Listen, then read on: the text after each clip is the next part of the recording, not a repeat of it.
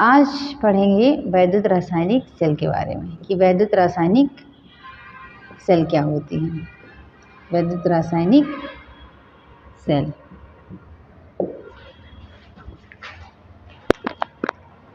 ठीक है। देखिए, वैद्युत रासायनिक सेल जो होती हैं ये दो प्रकार की होती हैं। रासायनिक सेल उस निकाय को कहते हैं जिसमें एक वैद्युत अपघट्य में या मतलब किसी वैद्युत अपघट्य में या दो भिन्न भिन्न अलग वैद्युत अपघट्य लेकिन वो एक दूसरे से जुड़े हों, उनमें दो इलेक्ट्रोड रखे हों, तो वह एक प्रकार का सिस्टम होता है, एक निकाय होता है जिसको वैद्युत रासायनिक सेल कहते हैं। यानी वैद्युत रासायनिक सेल उस निकाय को कहते हैं जिसमें दो इलेक्ट्रोड किसी एक वैद्युत अपघट्य में या दो भिन्न भिन्न वैद्युत अपघट्य लेकिन ये एक दूसरे से जुड़े हों, किसी प्रकार से जुड़े हों, उनमें रखे होते हैं। ठीक है, देखिए वैद्युत सेल दो प्रकार के होते हैं। एक तो होता है वैद्युत अपघटनी सेल, वैद्युत अपघटनी सेल, और दूसरा हमारा होता है गैल्वेनी सेल, गैल्वेनी सेल। ठीक है, वैद्युत अपघटनी सेल जो होती है इसमें दो इलेक्ट्रोड होते हैं, एक एनोड और एक कैथोड। ठीक है, वैद्युत अपघटनी सेल में दो इलेक्ट्रोड होते हैं, एक एनोड और कैथोड। एनोड इसमें जो होता है ये धन ध्रुव होता है और कैथोड जो होता है वो ऋण ध्रुव होता है। ठीक है, ये बैटरी के जो है धन भाग से जुड़ा होता है और ये ऋण भाग से जुड़ा होता है, इसलिए ये धन ध्रुव होता है और ये ऋण ध्रुव होता है। इस वाले सेल में जो ये वैद्युत अपघटनी सेल होता है इसमें एनोड पर ऑक्सीकरण होता है और कैथोड पर अपचयन होता है। अब एक चीज़ ध्यान रखिएगा कि वैद्युत अपघटनी सेल में जो ऊर्जा होती है, विद्युत ऊर्जा, ये हमें बाह्य स्रोत से देनी होती है। ठीक है, तभी इसमें रासायनिक प्रक्रियाएं होती हैं और वैद्युत अपघटन होता है। ठीक है, वैद्युत अपघटन होता है यानी इसमें विद्युत ऊर्जा रासायनिक ऊर्जा में परिवर्तित होती है और जो वैद्युत अपघट्य होते हैं उनका अपघटन होता है जिसको हम वैद्युत अपघटन कहते हैं। तो वैद्युत अपघटन जिस सेल में होता है उसको वैद्युत अपघटनी सेल कहते हैं। यही चीज़ गैल्वेनी सेल में अलग होता है। गैल्वेनी सेल में हम बाह्य स्रोत से ऊर्जा नहीं बल्कि इसी में विद्युत का उत्सर्जन करते हैं। ठीक है, इसी में बिजली हम बनाते हैं। इसमें होता यह है कि इसमें रासायनिक ऊर्जा जो होती है ये विद्युत ऊर्जा में बदल जाती है। ठीक है, इसमें रासायनिक ऊर्जा विद्युत ऊर्जा में बदल जाती है। इसमें जो होता है कैथोड जो होता है इसमें ये धन ध्रुव होता है और एनोड जो होता है ये ऋण ध्रुव होता है। ठीक है, जो इलेक्ट्रॉनों का स्थानांतरण होता है वो कैथोड की ओर होता है, इसलिए कैथोड धन ध्रुव होता है, जबकि वैद्युत अपघटनी सेल में उल्टा होता है। ठीक है, गैल्वेनी सेल जो होती है इसमें एक डैनियल, जैसे उदाहरण में देख लीजिए, जैसे डैनियल सेल होती है। ठीक है, डैनियल सेल होती है, ड्राई सेल होती है और जो नॉर्मल बैटरीज होती हैं वो। ठीक है, जो हमारी बैटरी होती है वो। तो जो डैनियल सेल और ड्राई सेल होते हैं ये जो होते हैं ये एक बार यूज़ किए होने वाले होते हैं, यानी एक बार इनका यूज़ हो जाएगा तो दोबारा इनका यूज़ नहीं होता है।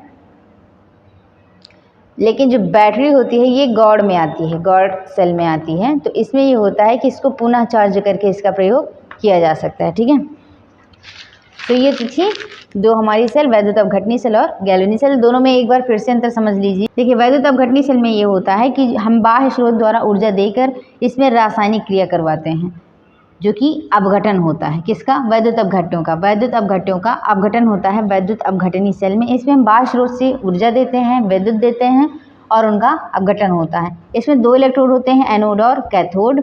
एनोड जो होता है ये धन ध्रुव होता है और कैथोड जो होता है वो ऋण ध्रुव होता है, जबकि गैल्वेनी सेल में अपोजिट होता है। इसमें हम बाह्य स्रोत से कोई ऊर्जा नहीं देते हैं, जबकि इसमें जो रासायनिक जो चीज़ें होती हैं इसमें हम रासायनिक ऊर्जा को विद्युत ऊर्जा में परिवर्तित करते हैं, यानी हम बिजली इसमें निर्माण करते हैं। ठीक है, इसमें उल्टा ये होता है कि कैथोड इसका धन ध्रुव होता है और एनोड इसका ऋण ध्रुव होता है। उदाहरण में डैनियल सेल, ड्राई सेल और बैटरीज। ठीक है, तो एक गैल्वेनी सेल को जो है वोल्टेज सेल भी कहा जाता है। जो गैल्वेनी सेल होती है इसको वोल्टेज सेल भी कहा जाता है। और इसका जो निर्माण है वो सर्वप्रथम एक भौतिक वैज्ञानिक थे, वोल्टा। इन्होंने किया था जिंक और कॉपर को लेके एक सेल का निर्माण किया था जिससे विद्युत ऊर्जा का निर्माण हुआ था। ठीक है, कहते हैं इलेक्ट्रोड विभव के बारे में कि इलेक्ट्रोड विभव क्या होता है। इलेक्ट्रोड विभव, जिसको इंग्लिश में इलेक्ट्रोड पोटेंशियल कहते हैं। ठीक है, देखिए इलेक्ट्रोड विभव क्या होता है इसको ध्यान से समझिए। जैसे देखिए किसी धातु की छड़ को, किसी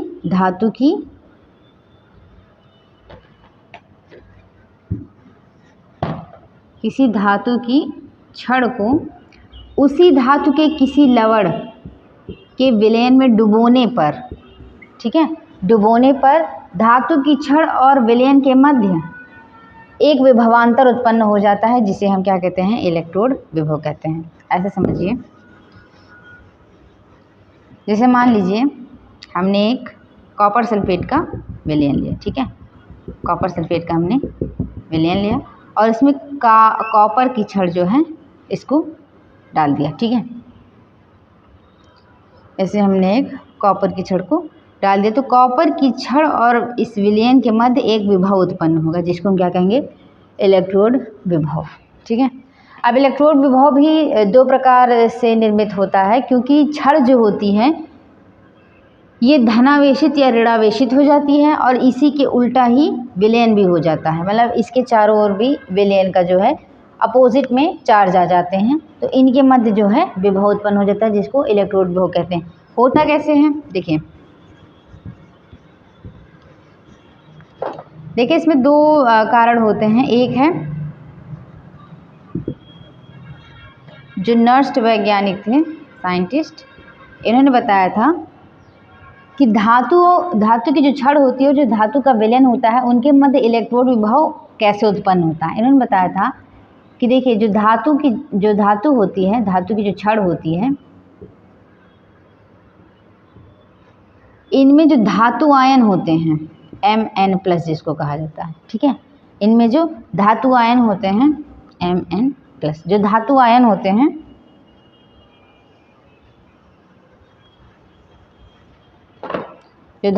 होते हैं ये धातु की छड़ से विलयन की ओर जाने की प्रवृत्ति रखते हैं। ठीक है, धातु की छड़ से जो धातु आयन होते हैं वो विलयन में जाने की प्रवृत्ति रखते हैं। तो क्या होता है, ये धातु आयन जब विलयन में चले जाएंगे तो इनके क्योंकि धातु की छड़ में सब बराबर रहा होगा, यानी जितने धनायन रहे होंगे उतने ही ऋणायन रहे होंगे।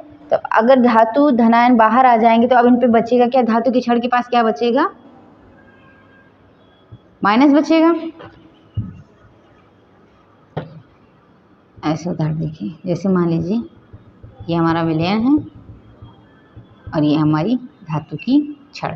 तो इसमें क्या होता है कि जो धातु के धनायन होते हैं ये किस में चले जाते हैं, विलयन में चले जाते हैं, यानी जो प्लस होता है ये किसकी ओर चले जाता है, विलयन की ओर चले जाता है। तो अब अगर प्लस बाहर चला गया तो इसका मतलब धातु में अब किसकी प्रधानता हो जाएगी, माइनस वालों की हो जाएगी। तो धातु की छड़ हमारी क्या हो जाएगी, ऋणात्मक हो जाएगी। ठीक है, तो ये तो था पहला पॉइंट और इसको इन्होंने कहा था वैद्युत अपघटनी विलयन दाब। ठीक है, ये पहला जो था पॉइंट ये था वैद्युत अपघटनी विलयन दाब। और इसका जो दूसरा रीज़न था, दूसरे में ये होता है कि एक परासरण दाब होता है। दूसरा जो पॉइंट है वो था परासरण दाब। इसमें ये होता है कि जो विलयन के धनायन होते हैं ये धातु की ओर चले जाते हैं। ठीक है, धातु की ओर आकर्षित हो जाते हैं तो उससे क्या होगा, उससे भी सेम यही चीज़ होगा। अब धातु जिधर जाएंगे वो धनात्मक हो जाएगा और जिसमें से जाएंगे वो ऋणात्मक हो जाएगा। तो दो कंडीशन लगती हैं और ये इन दोनों पे ही निर्भर करता है कि धातु धनायन होगा या ऋणायन होगा, धातु की छड़ धनायन होगी या ऋणायन होगी। ठीक है, जिसका जो दाब ज़्यादा होगा उसी के हिसाब से उसमें धनायन या ऋणायन है। अगर वैद्युत अपघटनी दाब ज़्यादा है तो धातु जो होगी ये ऋणायन हो जाएगी और अगर परासरण दाब ज़्यादा है तो धातु जो होगी वो धनायन हो जाएगी। ठीक है। और इसी धनायन और ऋणायन की वजह से क्या उत्पन्न हो जाता है, इनके मध्य विभवांतर उत्पन्न हो जाता है, जिसको कहते हैं इलेक्ट्रोड विभव, और इसको प्रदर्शित करते हैं कैपिटल ई से। छड़ को, किसी धातु की छड़ को जब उसी धातु के लवणीय विलयन में डुबोया जाता है तो धातु के छड़ और विलयन के मध्य एक विभवांतर उत्पन्न हो जाता है। विभवांतर उत्पन्न क्यों होता है, क्योंकि धातु की छड़ विलयन के सापेक्ष या तो धनावेशित हो जाती है या फिर ऋणावेशित हो जाती है, और इसी की वजह से एक विभवांतर उत्पन्न हो जाता है, जिसको हम इलेक्ट्रोड विभव कहते हैं। इसको कैपिटल ई से प्रदर्शित करते हैं। देखिए, जो जिंक होता है, जब जिंक को जिंक सल्फेट के विलयन में डुबोया जाता है, जैसे मान लीजिए आपका ये जिंक है, जिंक का विलयन है, और इसमें आपने जिंक की छड़ को डुबोया, ठीक है, जिंक की छड़ को आपने डुबोया। तब आप जब जिंक की छड़ को इसमें डुबोगे तो इसमें ये होता है कि जो जिंक होता है ये अपने धनायन विलयन को दे देता है। जो धातु धनायन होते हैं ये विलयन की ओर चले जाते हैं, तो इनके बीच में क्या आ जाएगा, प्लस प्लस आ जाएगा इसके किनारे। और जो धातु की छड़ क्या होती है, ये इसमें ऋणायन बचे रह जाते हैं, इस वजह से ये ऋणायन हो जाता है और ये धनायन हो जाता है विलयन।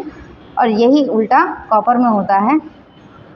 कॉपर सल्फेट में ये होता है कि जो धातु की छड़ होती है ये पॉजिटिव हो जाती है, और इसके चारों ओर विलयन जो होते हैं ये क्या हो जाते हैं, विलयन के पास क्या होता है, ऋणायन आ जाते हैं, और क्या हो जाता है, दोनों के मध्य विभवांतर उत्पन्न हो जाता है और ये इलेक्ट्रोड विभव हो जाता है। ठीक है, अभी देखिए, इलेक्ट्रोड विभव से ही एक और शब्द आ जाता है, मानक इलेक्ट्रोड विभव।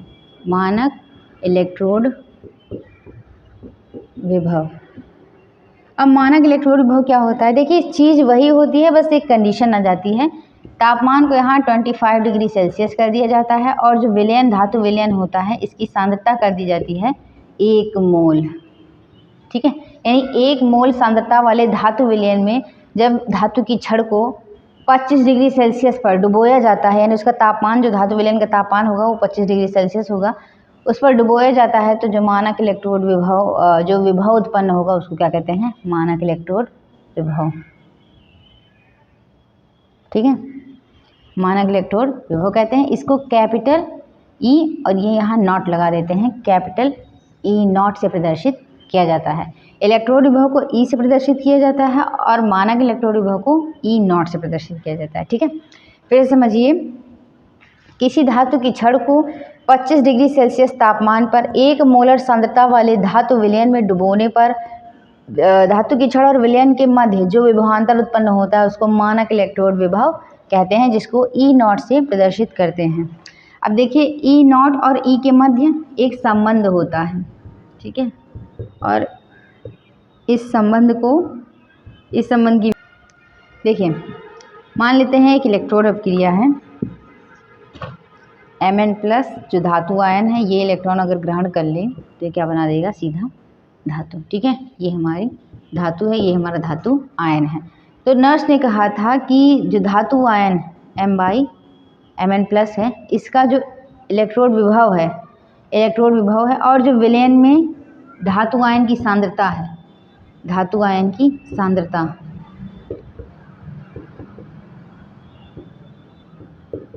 धातु आयन की जो सांद्रता होती है, इसमें एक संबंध होता है, और उस संबंध के लिए उन्होंने एक समीकरण दिया था, E = E0 - 2.303 RT/NF log 10 1/Mn+। ठीक है, ये नर्स का समीकरण है। E = E0 - 2.303 RT/NF log 10 1/Mn+। यहाँ जो R है ये गैस नियतांक है, T जो है ये ताप है, N इलेक्ट्रॉनों की संख्या है, और जो F है ये फैराडे है, फैराडे नियतांक। फैराडे नियतांक का मान होता है 96500, जो कि इक्विवेलेंट रखा गया है, जबकि रियल जो मान है वो है 96485 कूलाम प्रति मोल। ठीक है, तो ये फैराडे नियतांक है। E0 मानक इलेक्ट्रोड विभव है, और ये विभव है, इलेक्ट्रोड विभव है, और R जो है गैस नियतांक है, T ताप है, N इलेक्ट्रॉनों की संख्या है, Mn+ धातु आयनों की संख्या है, लॉकटेन का मान 1 होता है और ये है नर्स्ट का समीकरण। देखिए अगला जो टॉपिक है, देखिए अगला टॉपिक है वैद्युत रासायनिक श्रेणी। ठीक है, वैद्युत रासायनिक श्रेणी जो कि धातुओं को उनके मानक अपचयन विभव के आधार पर तैयार की गई है। और ये टॉपिक थोड़ा लंबा भी है और थोड़ा इम्पॉर्टेंट है, जो कि आपको नेक्स्ट वीडियो में बताया जाएगा। वैद्युत रासायनिक श्रेणी जो कि उनके मानक अपचयन विभव के आधार पर तैयार की गई है। Thank you for watching.